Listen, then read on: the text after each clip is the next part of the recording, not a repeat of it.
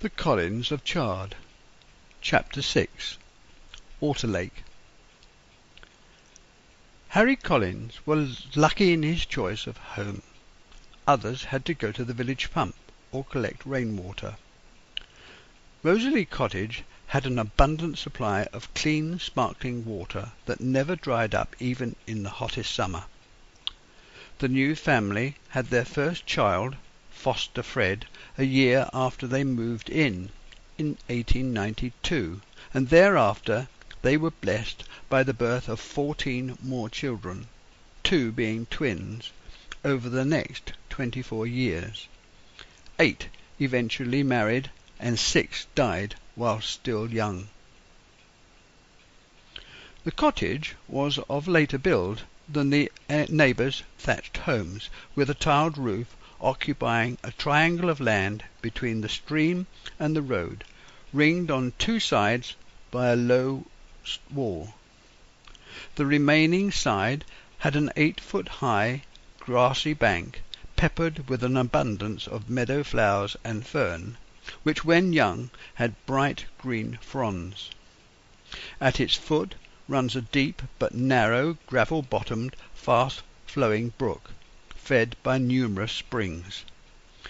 This also drains the water running off Storage Hill, the highest point around, and Monkton Down. Close to the cottage, the brook's edge was lined with large stone blocks, prevents the water overflowing when in flood, and just over the small lane at the bottom of the garden was Mr. Jacko Parris's flint-sided, tile-roofed cottage, put shape to the corner with Perry Street, built directly opposite the school on the corner of St. Margaret's Lane. The brook, called Water Lake, not a lake at all, but a slow stream, provided clear, sparkling water, with its shoals of minnows and lower down watercress beds, gave fresh water for the household, whilst being a convenient refrigerator for milk and butter in the summer. Its waters irrigated the kitchen garden, filled the chickens' bowls, and flushed the privies. Its rushing waters were slowed down lower down its course by widening, to give space for untamed horseradish, brook-lime, marsh marigold, and crow's-foot. Its waters and wetland harvests explains why the cottage might have been built there in the first place. Whilst our family were on holiday, we boys were up early, when excitement refused to allow us to linger in a warm bed, were out in the garden, drawn by the temptations of the stream. The early morning sun's rays caused the rounded pebbles lying at the bottom to shimmer. The stream, with its crystal-clear water, appeared like cut glass, so sharp the shapes. The water, corralled round the edging stone on one side and the bank on the other, passes the banks of the cottage to enter the large pipe that takes the water under the road bridge and onwards towards Axminster. This convenient water had another use. Carts for farm and home use had wooden wheels, and even though having iron tyres fitted, one of the purposes for village ponds was to keep the wooden wheels from becoming too dry and shrinking. By turning left out of the front gate, you could follow the course of the stream under the footbridge, a ford when the road flooded. The fording place at the foot of the rise in Perry Street was wide, and the water splashed for the passage of carts. Above the stone-arched bridge, its parapets polished by the sleeves of countless travellers, carries the road that grandfather and his 2 sons took each evening that led to the Pop Inn. The water flows out of the pipe and swirls about, creating a spreading pool, before the water, penned in once again, conforms to the line of the bank to continue its chuckling way towards the Coombe. Milk was always in plentiful supply. When my brother and I knew Grandad, who worked at the Wilts United Dairies butter factory, as did his son Hector, and had an arrangement with the dairy. Anything extra came from relatives who worked on the land, or neighbours whose gardens produced a surplus. The dairy farm milked its own cows, filling the sterilised milk churns with fresh milk to be delivered to each house in the village. The gaily painted horse-drawn milk float, a two-wheeled cart open at the back with a step for the driver holding the reins. It held a number of churns. The largest had a tap from which the white-coated milkman, in formal peaked cap, filled the offered jug. When delivering to the door he carried the milk in a bucket, which he ladled out in pints or half-pint measures. The horse knew the route, and each house on the round. The milkman walked behind.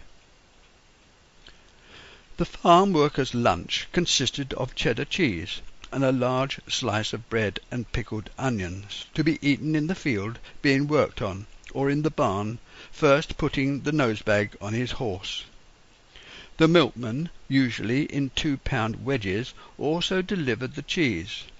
The food was mainly home-grown and seasonal, coming from Grandad's kitchen garden. The diet never changed from one year to the next. It was fine when picked early in the season, but proved to be hardtack later on when the beans were old and stringy. What wasn't eaten went to the chicken bucket. They didn't seem to mind. Potatoes were the staple fare, hardly ever mashed or roasted, and not often cut up. They were plonked onto your plate with a knob of butter and liberally tapped full knife of salt. The rhubarb bed provided a continuous supply, and like the potatoes, great taken early, but a bit hard, coarse and stringy later on. Soon after the main crop of rhubarb came the red and black currants, or Grandad's prize gooseberries that seemed to last and last. Gooseberry tart, gooseberry pie, gooseberry pool, puddings and jam, new French green beans, runners, peas, and mange too. The mushrooms from the field over the bank, the blackberries from the straggly hedge by the bridge, and the wild apple up the lane next to the stile. Each year they gave their crop for us children to pick Grandma to cook. Whatever we brought home went into the pot. It was never wasted.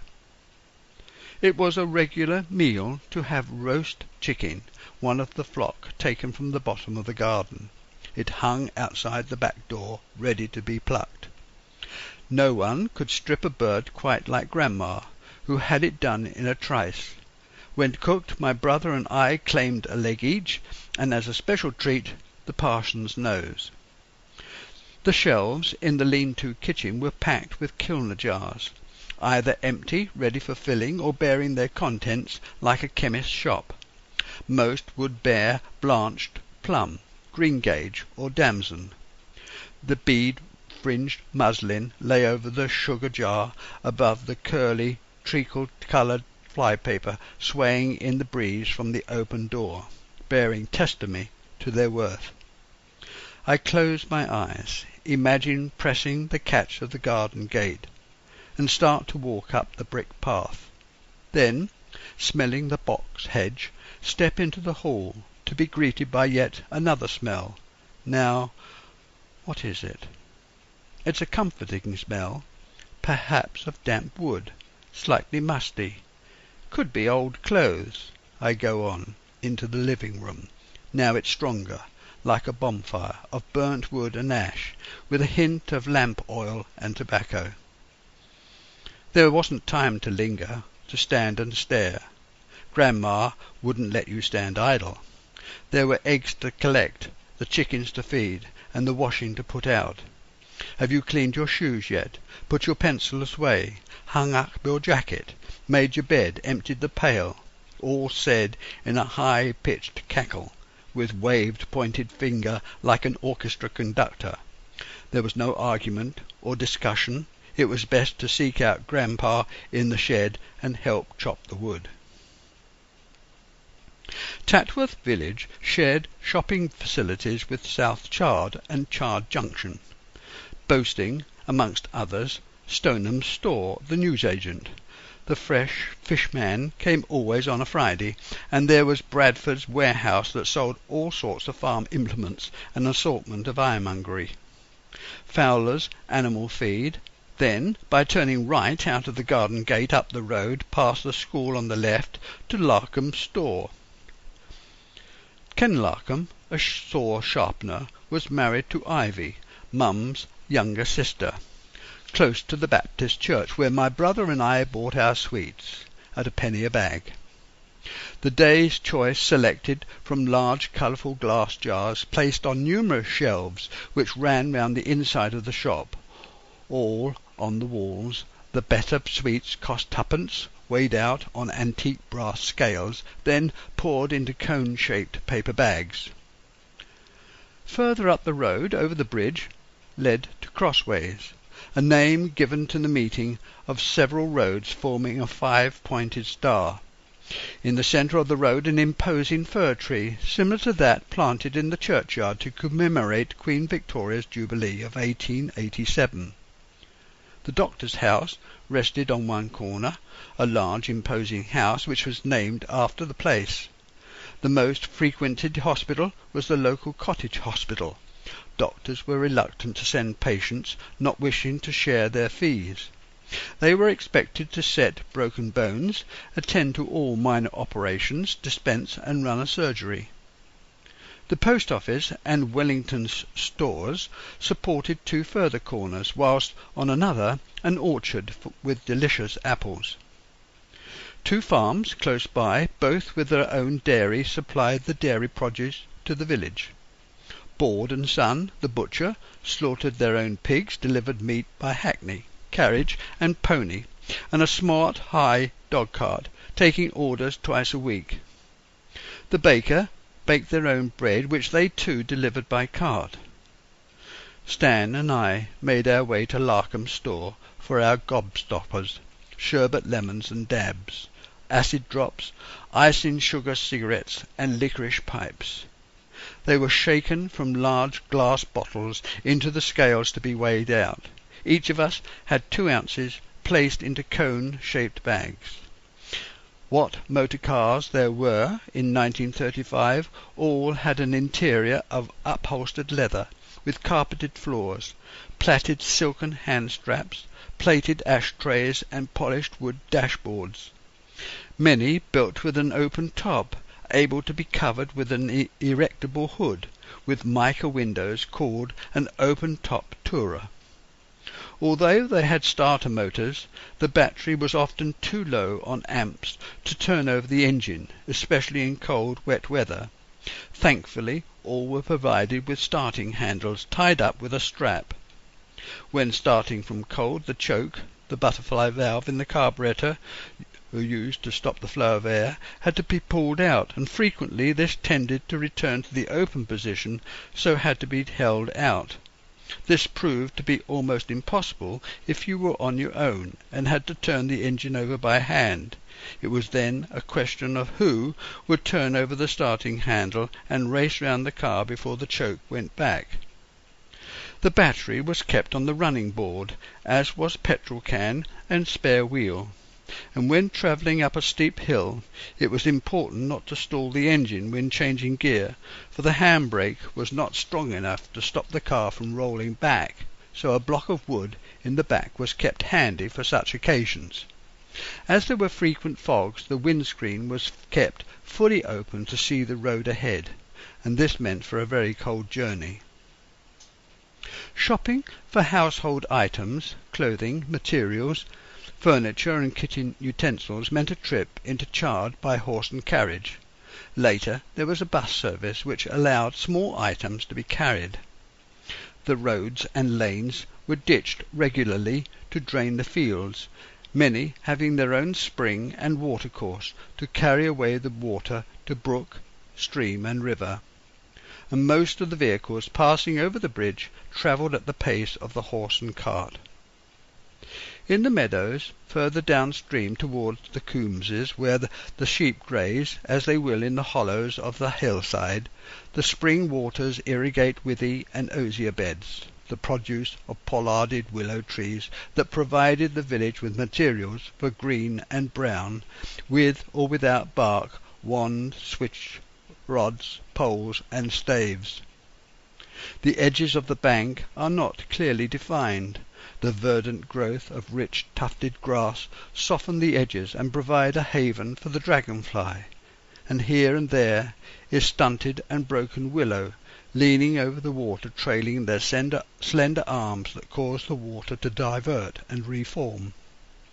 Rushes grow in clumps, which give colour and diversity, separates the decayed branches from weed and lily. The chaffinches and sparrows abound, for they perch in their dozens, chattering away, giving a sharper top register to the drone of bee and the click of the cricket. The ducks dabbled, to suddenly plunge tails up to feed from the weed, or stood on one leg to appear asleep, made soporific in the sun. The willow provides the villager with osier and withy, but the field and roadside hedges contribute most for hedging stakes, fence poles, and hurdles. The rich crowns of chestnut, hazel, ash, and willow in the lanes tell of past harvests by itinerant gypsies, bodgers, basket-makers, and woodworkers, whilst the stick-maker eyes the firs, debating its worth. Each piece of woodland known locally for its special use: birch twigs as strainers, split beech for tent and clothes peg, and cut for chair legs, larch for ladder poles, oak for staves, ash for hurdles, hazel for wattle, ash and elm for wheels, all known where grown and how accessible, and further away behind the hills and valleys the fallow deer graze, their young calling to their mothers, sounding like the cry of gulls. Their fathers, the stags, round up their hinds, burping and grunting like pigs. Over the bank that bordered the stream, and into the field abundant with wild flowers, the damp tufted grass wetted our knees and soaked our socks and shoes. There grazed the bull, its nose ring green and wet, guarding the tea-plate-sized mushrooms that rewarded the brave early birds.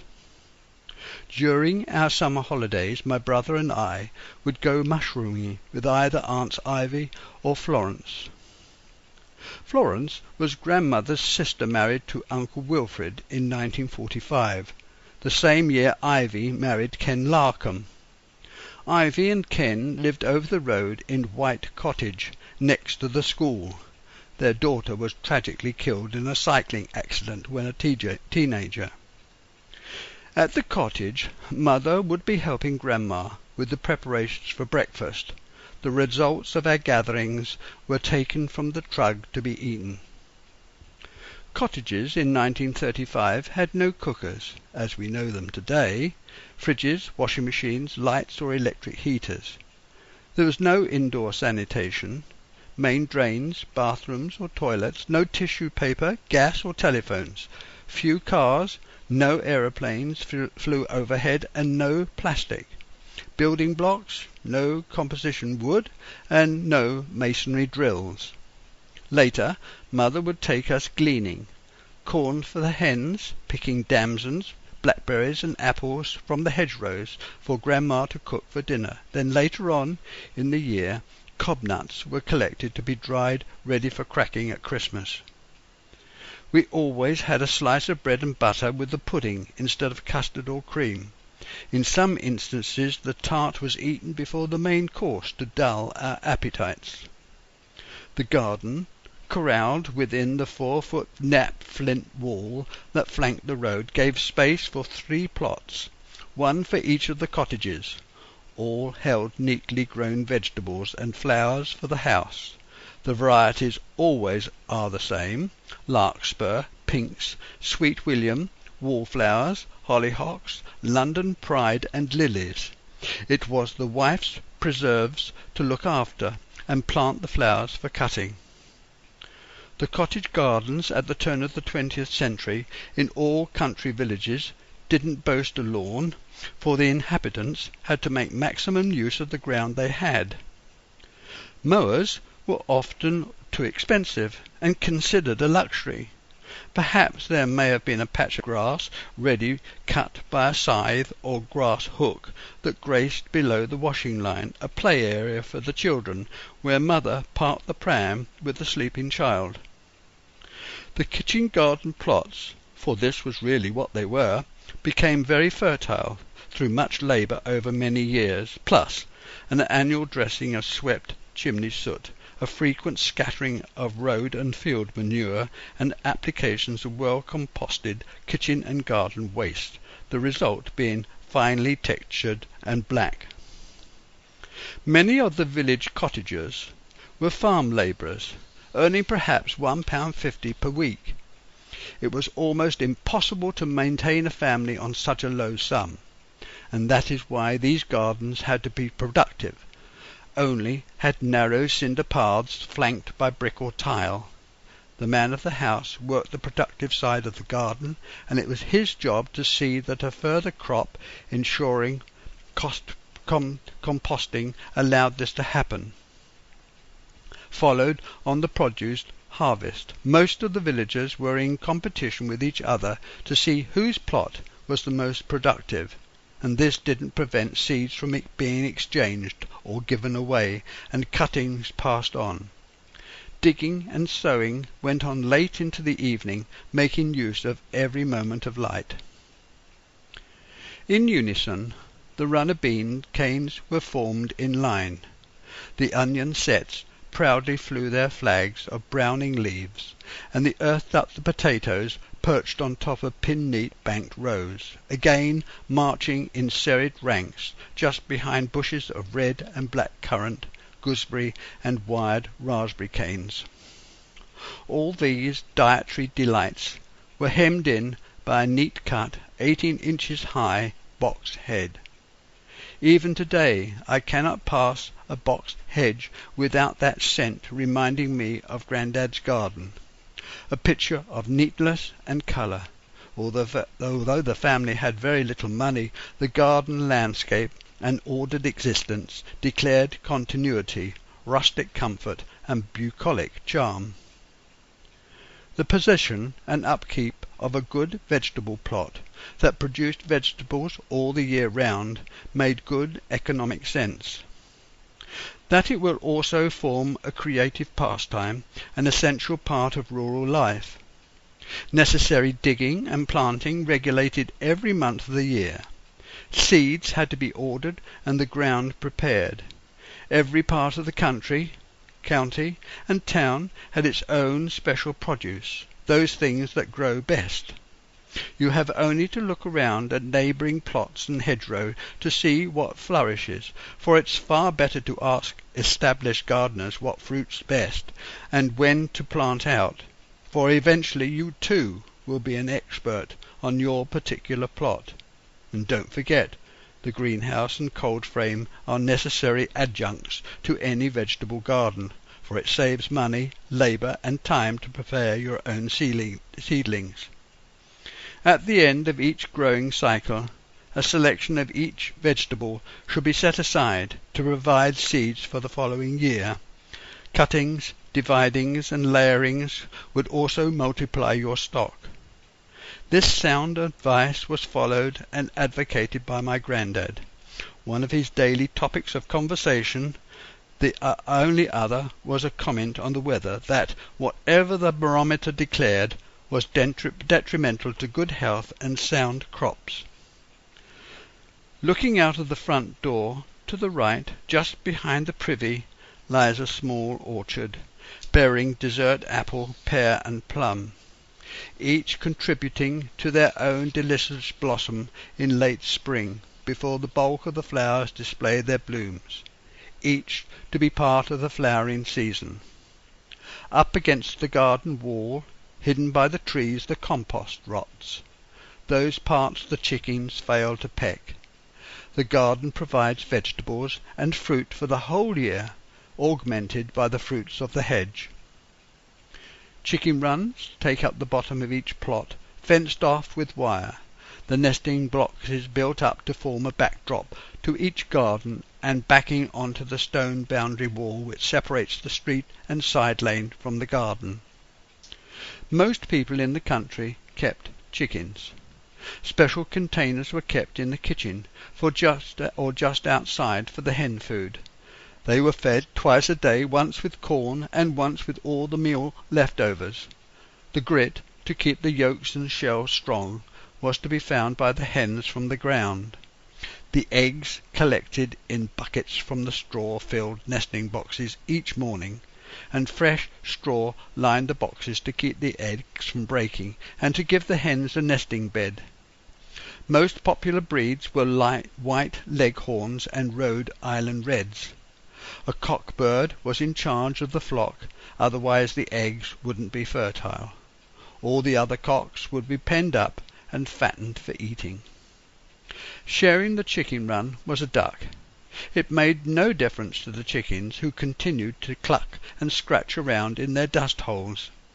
The duck, which happened to fly down one day and liked what he saw, waddled about, seemingly unaffected by a different breed. He washed in the chicken's water bowl and ate the same meal, and eventually, I'm sure, he thought he was a chicken, and stayed there for as long as I can remember. Rosalie Cottage had the largest share of the garden, for it was the end cottage, and the boundary wall circled around the line of privies, one for each property, all facing south. Each privy had a wide scrubbed wooden seat on top of the box, with the closet running to a cesspit. The latched, ledged and braced door was short at the top and bottom to aid ventilation, and the interior walls were lime-washed. Strung on paper were neatly torn leaves of the newspaper to act as toilet paper, and high up in the corners were large cobwebs that were the home to what seemed to my childish imagination enormous hairy spiders. Bricks had been laid on compacted brown earth, which over the years moss had grown in the joints, which made the floor soft to walk on. A bucket was kept handy to pour down the hole, and each user had to fill the bucket from the stream for the next person. In the winter a hurricane lamp was kept by the back door for lighting the way, and outside the privy grew an elder to help keep the flies away. A sprig of elder was also used for horses for the same reason, and kept under the horse's bridle.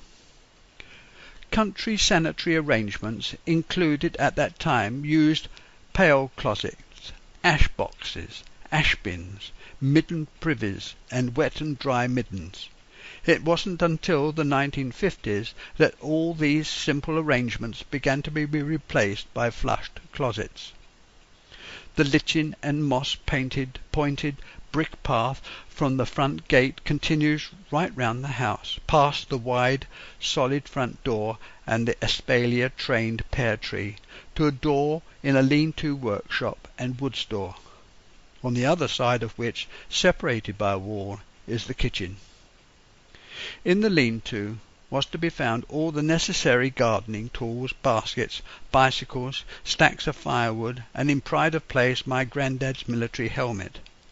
The shed held Harry's grandfather's, Philip's, shoe-mending iron trees embedded in large tree stumps and still used, and the winter fruit store with boxes of newspaper-wrapped apples. In the autumn the outhouse was cleaned and the pickling jars washed and sterilized. Eggs put down in isinglass, walnuts hooded, dried and stored, apples and pears wrapped in newspaper, root vegetables stacked and covered with straw, and beans placed in salt. Herbs were dried, soft fruit made into jam, tomatoes pickled, and plums made into chutney. Attached to the side of the lean-to was the greenhouse, which displayed a line of dried-out tomato plants and my grandfather's rocking-chair. Cobwebs abounded in every corner, displaying numerous skeletons of flies. I don't think the potted tomato plants were meant to be particularly productive. The greenhouse was my grandfather's funk-hole, to get away from the family. It was either this or the club. The water butt stood outside the greenhouse, and quite often this water was used to rinse hair after washing because it was so soft. The kitchen, out back, was accessed from the parlour with its own back door, with a tiny single pane of glass, leading to the garden, and the brook, hung on a hook, is a dull green length of seaweed to tell the weather. Of no more than 8 feet by 7, with a sloping roof and brick floor, the kitchen catered for many. At its back room provided for the clothes washer, copper boiler raised up on a brick plinth. The cooking was done on individual paraffin burners. Any baking, the parlour range was used. The butler's sink had a wooden draining board, and the waste ran to a cesspit. The rest of the room was taken up by hanging pots and pans arranged round the wall. It was all rather primitive, but the cooked results, although simple, eaten with relish. The Sunday joint would yield a bowl of dripping to use on toast or bread. Instead of butter, chunks were put round the next joint to be cooked, or used for pastry or dumplings. Dripping was never wasted, and as there were no refrigerators, food had to be cooked almost at once, and in hot weather the milk boiled. There was no farm collection of milk in the 20s, and no pasteurization, so it was literally from cow to customer, transported in a churn from the dairy and ladled out. Bottled milk was available, but by ladle was cheaper. Boxes of Sunlight soap were kept on a shelf together with blue bags and starch. Blacklead with brushes for the range, and a whitening stone for the front doorstep. And from this shelf hung the cooking utensils. The blackened frying pans and battered saucepans were hung there, the battered, deep-sided pan that held simmering milk, the skimmed surface curds removed to make the clotted cream. All the preserves were homemade, using the fruit and vegetables from the garden, the meat from the butcher, the milk delivered straight from the dairy, as was the butter and the cheese. During the war, Granny mixed margarine and butter together with wooden butter knives, shaping the patted results into a roll, and this was to save money and eke out the ration coupons. In one corner of the outhouse was a round boiler on which large washpans or coppers were heated once a week to do the washing. Extra soiled washing soaked overnight and scrubbed before putting into the boiler to be pummelled with the dolly. After boiling, the clothes were taken out of the pan with a wooden spoon and put into a bucket of rinsing water. After the first rinse, the clothes wrung out and rinsed again, and perhaps even for a third time with a cube or little cotton bag of Ricketts blue bag dissolved in it to whiten the washing. Back into the mangle for a final pressing, then hung to dry. The washing line stretched from the house corner to the nearest corner of the privy. It was a relief that a blue bag held against a wasp or bee sting would take away any pain. The coloured articles went through the same process, using a cooler water temperature. The mangle, with its large wooden rollers, was kept next to the greenhouse door. When the clothes were dry, they were collected from the washing line, sorted and ironed on a stout linen cloth laid out on the living-room table. There was a selection of flat irons for different purposes. In the main, though, it was a favourite pair that were placed on the hinged plate over the fire. These were used alternately. Golf-ring irons with rounded pleats went out of use in the 20s, although still used to curl hair. The irons were left on the hearth to cool before being put back into the scullery. For my granddad's stiffly starched collars, used for best, the ironed result kept in a special round box kept on the top of his wardrobe. These collars were attached to the shirt by a small stud. There was no shirt with collars attached before the 1930s, and thereafter the soft collar became available for casual wear, but still needing a collar stud front and back. It was during the Second World War that attached collars came into being. normal dress for men, shortly afterwards a permanent fashion. For washing up the crockery an enormous bowl was used in the butler sink.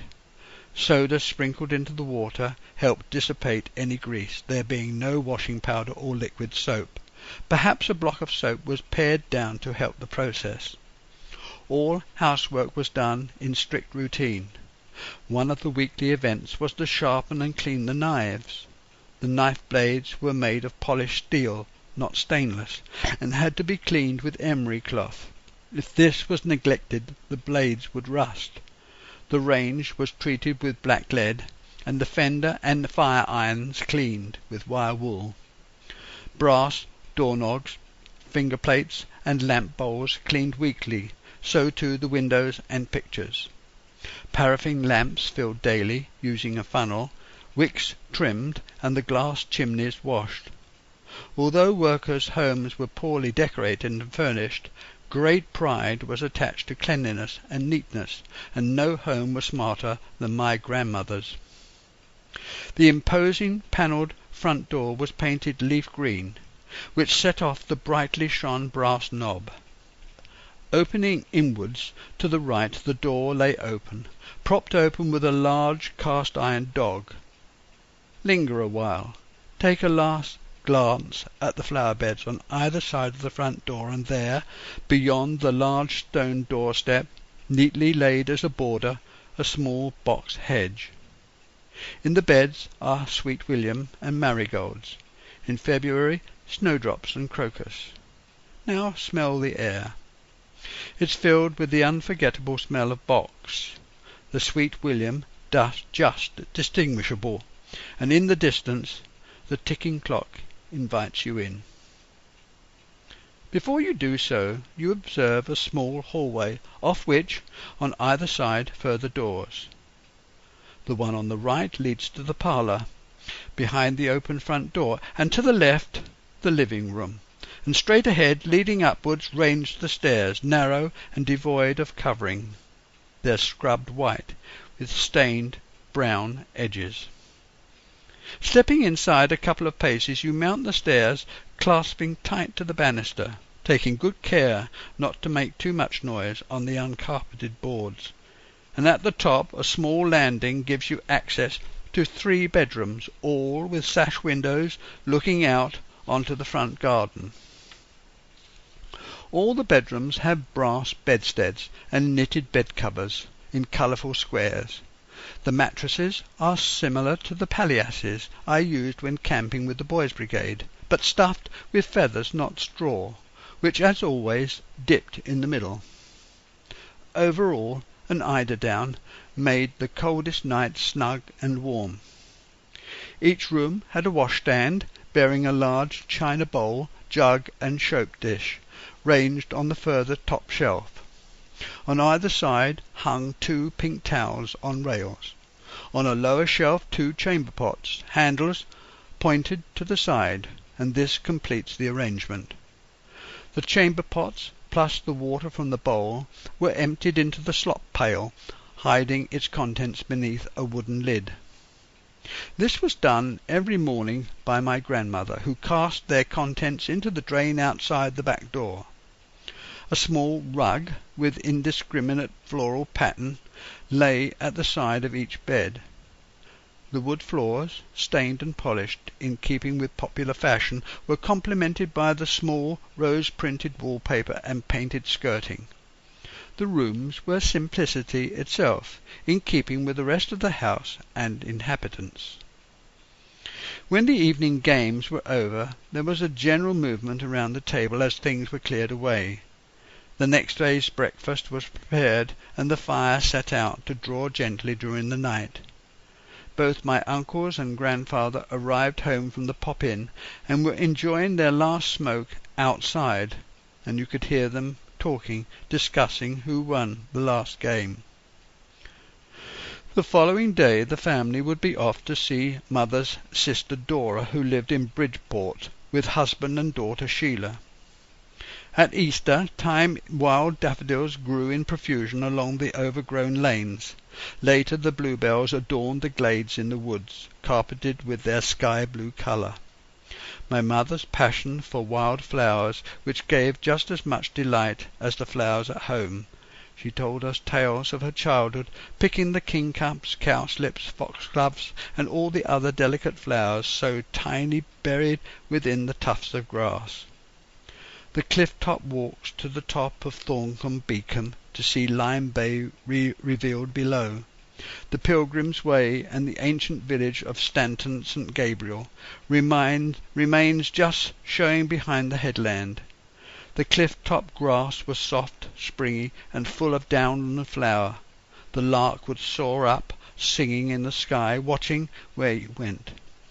Dorset was so full of surprising churches and ancient sites, delightful villages where the broad accent rang out true, unashamedly deep and melodic. The stroll along the pebble-strewn beach, all the time looking for traces of prehistoric monsters and footsteps of Neolithic man. And at the end of the day a lovely tea on spotless white cloth, and the best china, and then home back to Grandma, another magical part of our holiday. We boys, cajoled to drink our hot milk faster, tried to see the faces in the fire as we watched the last soldiers, the burning soot, gradually retreat up the fire-back. Meanwhile the candles, in their brass holders, were being lit, and the stone hot-water bottles filled, to be buttoned up in their felt jackets. Then, up the creaking stairs, guided by the candle's flickering flame, caused by the guttering wax, we cast our own ghostly shadows on the walls. As a door slammed outside, the wind whistled round the eaves. It was strange how suddenly the candle flame would almost go out as a hidden puff of wind blew. It needed no urging us to get into bed, as we went as fast as possible, to hide under the bedclothes. The overly soft mattress sagged in the middle, rolled us into the middle. We turned away. The candle snuffed. The hurried prayer. There are 4 corners to my bed, there are 4 angels at its head, Matthew, Mark, Luke, and John, bless the bed that I lay on.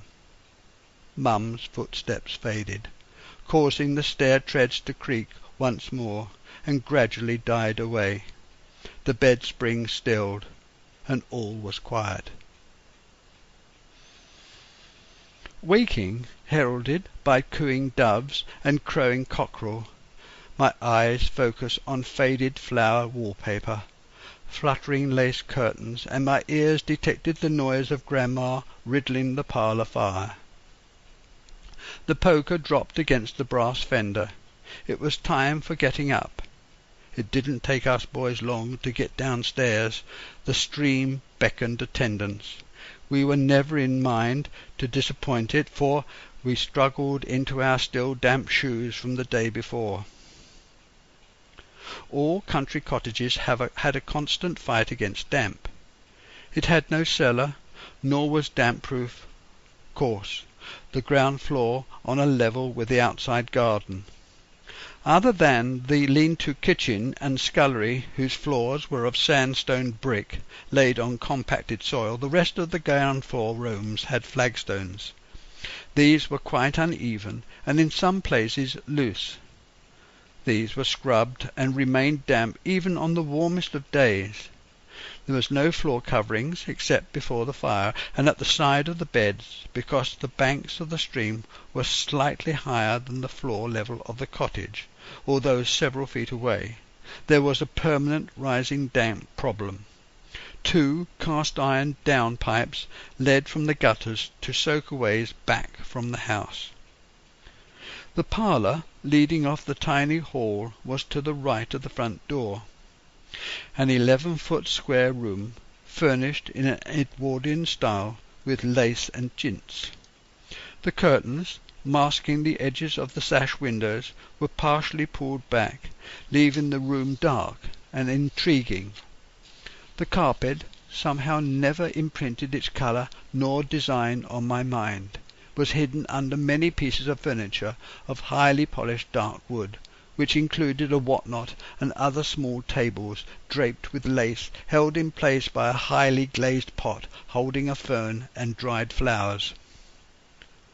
The walls, hung with faded engraved prints of cattle and Highland scenes, framed in dark wood. A mirror, framed in ornate gilt, hung over the mantelpiece. I don't remember the room ever being used. The living room, one time the kitchen, was to the left of the front door and hallway. It was a large, imposing room running from the front of the house to the back. It held an enormously heavy oaken table which could be extended, perched on thick, turned legs planted firmly on the stone slab floor. Over the table was spread a green baize fringed tablecloth which almost touched the floor. Single chairs with their turned back posts and stretchers, darkened by frequent applications of beeswax and polished by much use, were tucked under the table, and behind 4 chairs a line of coat hooks screwed into the side walls. From these hooks hung all the family coats, jackets, scarves, all hidden by a heavy green curtain which hung from a pole close to the ceiling to the floor. There must have been a love for green by my grandmother, for much of the soft furnishings wear that colour. The large oil lamp hung over the table had its wick trimmed, the bowl filled and glass chimney cleaned every morning. Its warm, gentle light emitted a flickering glow in the evenings, whose beams hardly touched the furthest extremes of the room. The spluttering wick drew a circular foot on the ceiling and perfumed the whole house with its familiar burnt oil smell. There was a small, deep-set window in the front wall behind Grandad's chair, its curtains drawn back at the bottom. The ledge was always filled to overflowing with books and papers, which prevented the window from ever opening, its intended task not given a chance even on the brightest of days. The low ceiling and exposed beams were covered in various artifacts, from an ancient sword drying mint, horseshoes, mousetrap hanging from a hook and resting on a wooden beam, the stub of a candle. Dominating the room, the great fireplace takes up the whole of the centre of the side wall. The brick chimney breast, forming the bulk of the cottage structure, supports the floor and joists. The range, probably a Bodley of Exeter, of more recent times, is built into the back of the kitchen fireplace. Its iron flue and canopy leads up into the chimney. Bread had been made in it and meat baked, both giving the room a homely smell, and above all a large chamfered and smoke-darkened beam supports the breast, from which a short curtain hangs to prevent smoke billowing out into the room.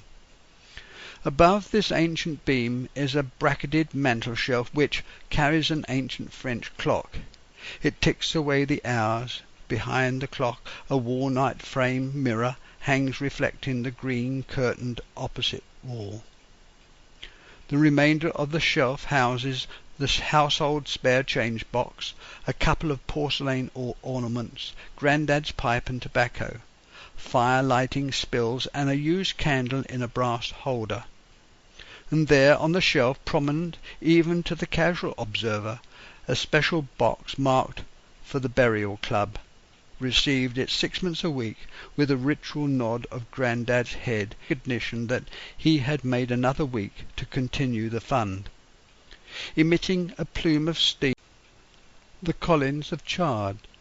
Continuing Chapter 6. Emitting a plume of steam, a large blackened kettle sits on a hinged, fretted iron plate over the fire, hissing gently. The kettle was there all the year round, day and night, filled always to the top, ready for immediate use, for making tea or washing. Logs, stacked on top of the side ovens on either side of the hearth, were drying off. A sweet, pungent smell pervades the room. A brass-studded bellows hangs from a nail, and there, on the opposite side, the warming pan, its polished brass reflecting the flickering fire. The objects have been there for years, lovingly polished and dusted, and now having a right to their place. Numerous nails, some of enormous size, protrude from the fire surround, the family long since forgotten why they were put there in the first place, and to the left side of the fireplace a shelf which carries the ancient wireless worked from an accumulator above a wooden bookshelf filled with novels of long past authors. To the left of the fire, in front of the window, was a large rocking-chair clothed in knitted checkered blanket and cushions of deep red, my grandfather's, and to the right a smoker's chair, an oak wooden carved with curved horizontal arms, turned vertical rails and curved back.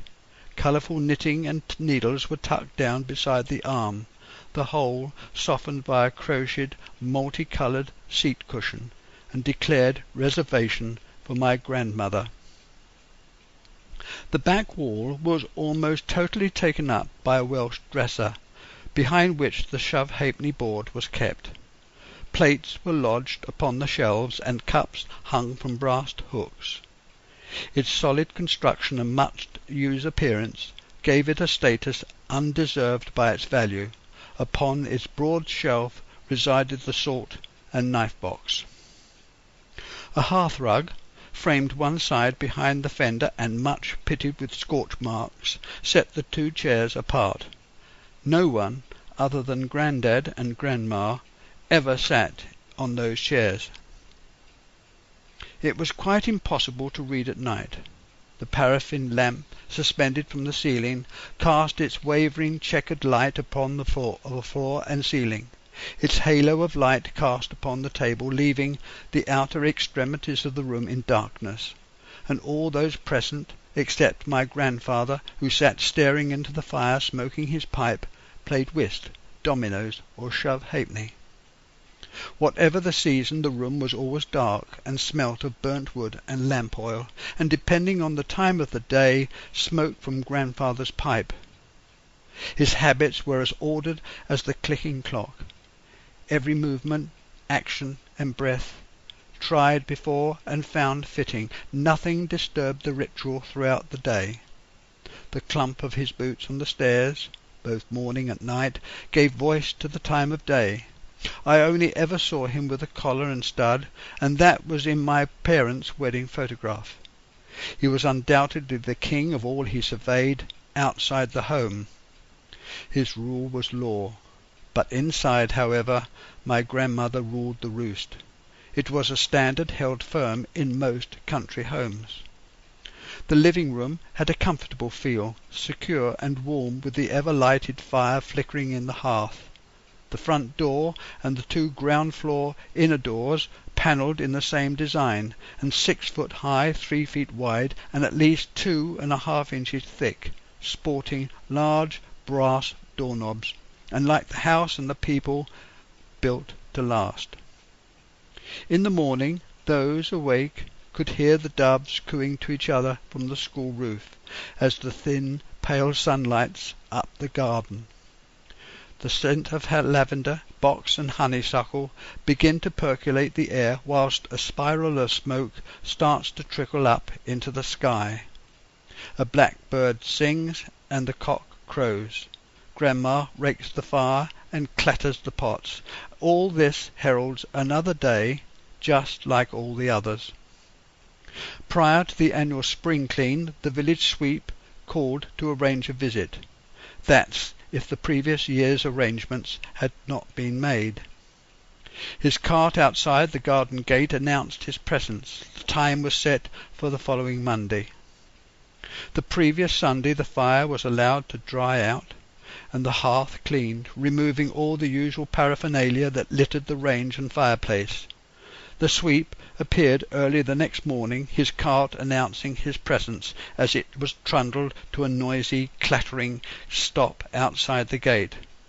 All the furniture had dust sheets draped over them, and the most important sheet of all was arranged by the sweep before the fireplace.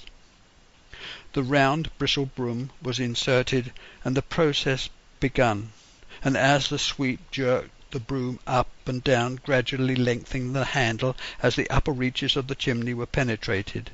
For at last, with a jerk, the passage of the brush became easy, and the sweep rushed outside to check that the brush had reached the top and was sticking out of the chimney. It was then, as the brush was lowered, that the main work was done. Gradually the brush lowered until, with a thump, the range was covered with soot, and the brush appeared. Now the remains of his labour were collected up in several buckets.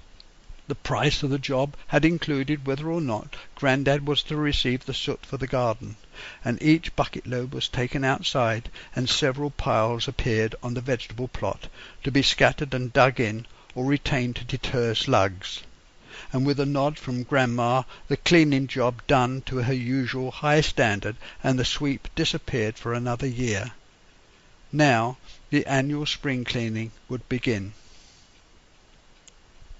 Rosalie Cottage, in company with all the other village houses, held its annual spring clean. No family admitted that this celebration of the end of winter wasn't carried out. The rugs and carpets were taken outside to be slung over the washing line to be beaten, net and lace curtains washed and hung outside, windows cleaned and woodwork painted, floors polished and walls distempered, all the sweeping by broom and dustpan, the flagstones floors scrubbed on hands and knees.